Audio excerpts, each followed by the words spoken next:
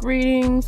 Wanted to come on really quickly and do this video in response to something that happened via social media. So basically, a social media outlet reached out to a few homeschooling parents and asked them if they could use clips of videos that they had done to basically share why Black parents homeschool their children. Well, instead of using them for the right reason, they used those clips to propagate their own agenda and their own message, which was completely in opposition to why those parents chose to homeschool. I figured I would do a quick video to share with you why we homeschool.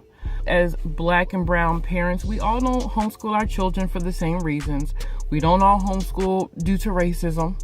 We don't all homeschool due to having a bad school experience.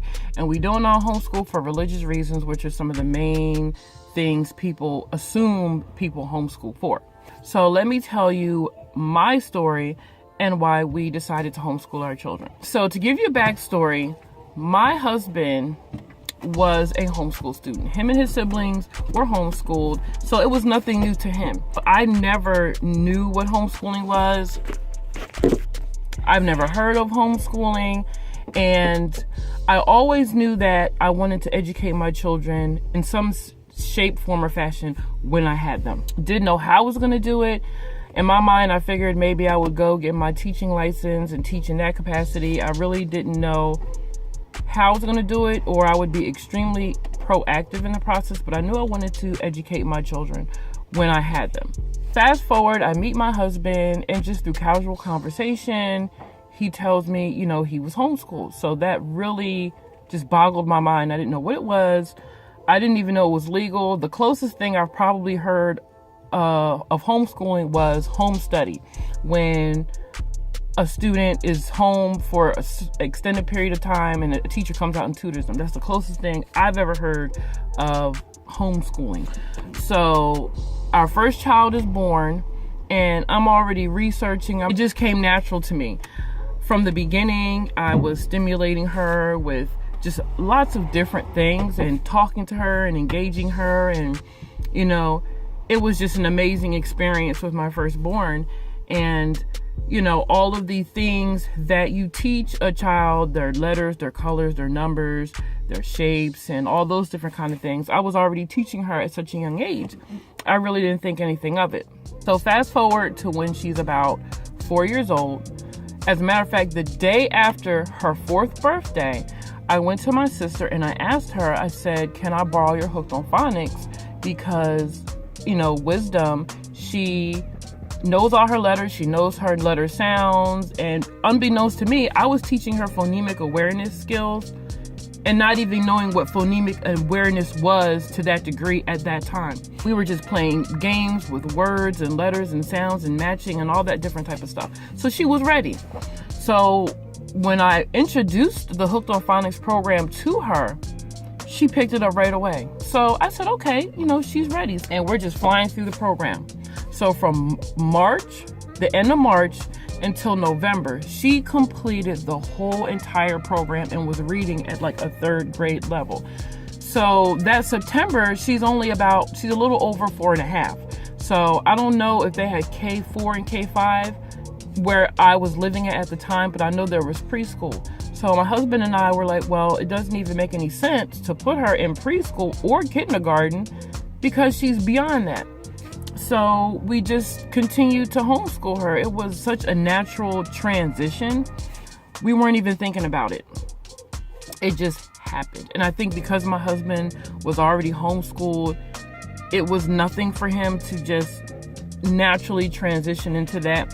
And for me, it was just so natural for me to continue to educate her that it just wasn't an issue. It was so awesome how the transition of our already holistic lifestyle, everything just kind of blended, and we haven't looked back ever since. Fast forward to about 2009, we had 5 children at the and the 3 oldest wanted to experience school. So we said, okay, we live in a pretty decent neighborhood. The school district seems okay. We wanted them to have that experience. We didn't want to take that away from them if that's something they wanted to try.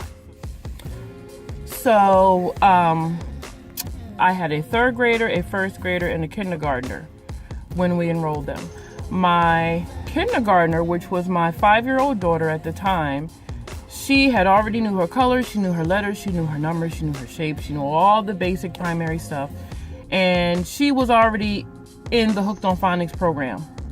She was in like the second level, and she was bored. All they did was play. Every time she came home, they were playing and they were taking a nap. She wasn't learning anything. She was bored. My son, who was 6 years old at the time, he was in the second or third level of Hooked on Phonics. He was still actively learning how to read. He knew a lot of words. He knew sight words. He knew basic math. And it was interesting with him because the teacher wanted to put him in a resource room and get to rile the child study team up because he wasn't reading. Mind you, he had turned 6 that summer, September. He's 6 years old. So she's saying, oh, well, we need to evaluate him, and that rose a red flag. Then she wanted him to sign some type of contract stating that he would, and mind you, he's 6, that he was going to do whatever he could to pass the NJ Ask test. That's what it was at the time. I don't know what the test is now, but it was New Jersey Ask then. That was another red flag. I said, okay, you know what? It just wasn't sitting well with me. And then in addition to that, he didn't like the noise. There was a lot of noise, and like cafeteria noise at the end of the day, it was overwhelming for him. So he was ready to come home. My third grader, she was 8.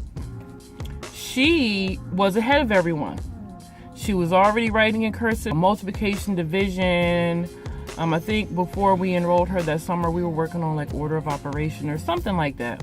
Her reading level, I don't even know what her reading level was. It was maybe 4th, 5th, 6th. I don't know. It was more than third grade. And she was always the first one done. She was always having to pick up books off of the bookshelf and wait for everyone else to get done. She wasn't allowed to write in cursive because no one else wrote in cursive. It was just very interesting. She was bored. She was ready to come home. So I said, well, let's stick it out. Maybe I can have you tested so you can either be skipped a grade or you can be put in a more advanced class. But by the time they were done, they were ready to come home. We ended up withdrawing them, and it was back to business as usual. It was a confirmation for me that I was doing the right thing, or we were on the right track. And what was really interesting was that my oldest daughter's third grade teacher had wrote a letter and mailed it to me telling me how my daughter was the light in her class, that she enjoyed having her, that she was sorry to see her leave. And I felt a little bad, but it also made me smile because again, it was just confirmation that we were doing the right thing. So that was the public school experience they had. It wasn't necessarily, there were a few things I had issues with, especially with my son. But overall, it wasn't like a really bad experience, so we just kept doing what we've always been doing.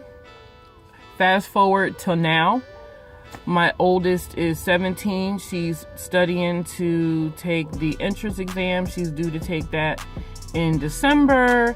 I have 2 high schoolers, I have a middle schooler, and I have a 9-year-old. He was recently diagnosed with autism spectrum disorder and some other things, and I'm going to do a video about that later on because this was very recent. And I have a first grader and a preschooler.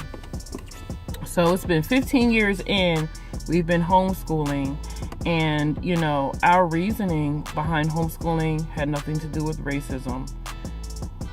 We decided to homeschool because it was just a natural extension of the way we were already living. My husband already knowing what homeschooling is because he himself is a homeschool alum with his siblings. And with me having the desire to teach my children, it was just like a perfect combination. When it comes to these social media outlets, because I can just show you inboxes upon inboxes of different Facebook news outlets, news syndicates, asking if they can interview me, if they can, do a piece on homeschooling in the Black community. And we're all different. We are on a spectrum. So no one homeschools for the exact same reason. So the reason why I homeschool is not the same reason why this person homeschools or that person homeschools. It's not linear. We're all different. Don't let these social media outlets propagate their own agenda and try to create a narrative for a whole collective of people. At the end of the day, we all know why we homeschool our children, and we all do it for our own reasons, whatever those reasons are. It's really interesting to hear other people, share their stories as to why, they homeschool their children, because we're all so different. But yet, I strongly believe that all of us have one thing in common, and that's just to provide an awesome, very high quality educational experience for our children, and not just on an academic level, but on a holistic level. We want to make sure our children are morally grounded. I feel like if my children are honor roll students, but they're morally bankrupt, then I failed them as a parent. Let's not let people write our narrative, share your stories, so that we, everybody can see that we're all beautiful, we're all different. And homeschooling is such a beautiful, awesome, it's just, we're all an amalgamation of so many different things, and it's just so beautiful to be able to see it and to hear other people's stories and testimonies. So with that, I'm going to get out of this van, I'm going to go in the house, and you all have an awesome day. Peace.